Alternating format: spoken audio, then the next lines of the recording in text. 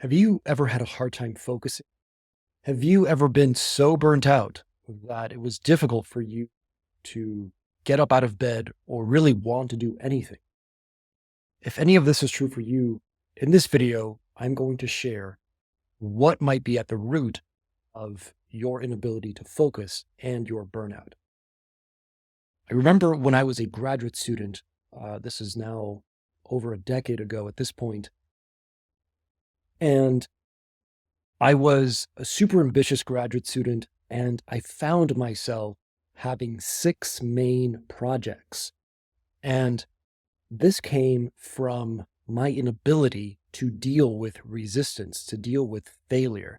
Whenever I would begin to do experiments and to test things out, and I would encounter resistance, what I would do was to simply find a new project and keep following that feeling of enthusiasm that came from trying something out new, trying something new out. And uh, if I remember how to speak, I'll complete this video. Um, and now it's getting weird. Um, but so nonetheless, that was what I would do. And that was my pattern. And this led me to having six main projects. And I was unable to decide on any one of them and to focus on any one of them. And what I didn't realize at the time was that this was coming from my own wounding. This was coming from a place of being afraid of failure. Paradoxically, I was in an environment that exposed you to failure constantly. But my fear of failure kept me from actually committing to a single project and focusing and putting all of my energy in it.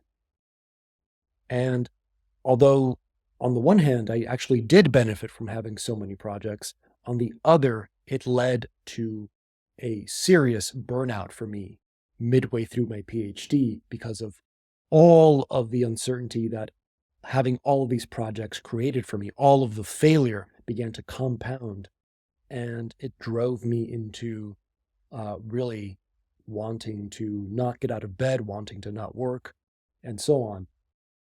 And I think this is true for, if not most of us, all of us. We all have these underlying patterns that we learned growing up in our families, in the environments that we were in, that on the one hand, they served us in those environments.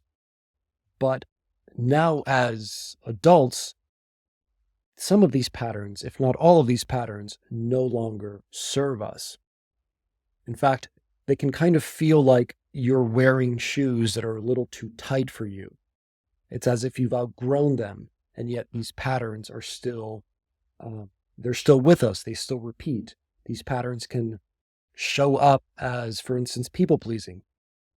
If you grew up in a family where you had to manage the expectations of everyone, make sure that everyone was quote unquote happy, now as an adult, you might find yourself being totally burnt out because you discover that you're actually not enough to manage the mental emotional states of your boss and your coworkers. And because they're unhappy, you're unhappy. And you can only be happy when they're happy. And that's just outside of your control fundamentally, but nonetheless, this pattern keeps operating in you.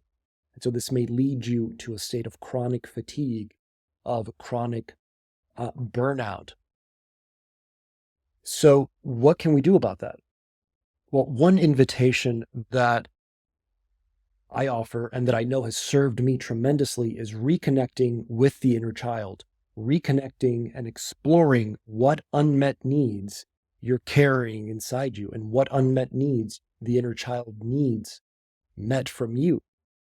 Because if you did meet them directly, you wouldn't need the pattern wouldn't need to operate. You wouldn't need to begin the people pleaser in you wouldn't need to go about and attempt to get its needs met by trying to control what is fundamentally outside of its control.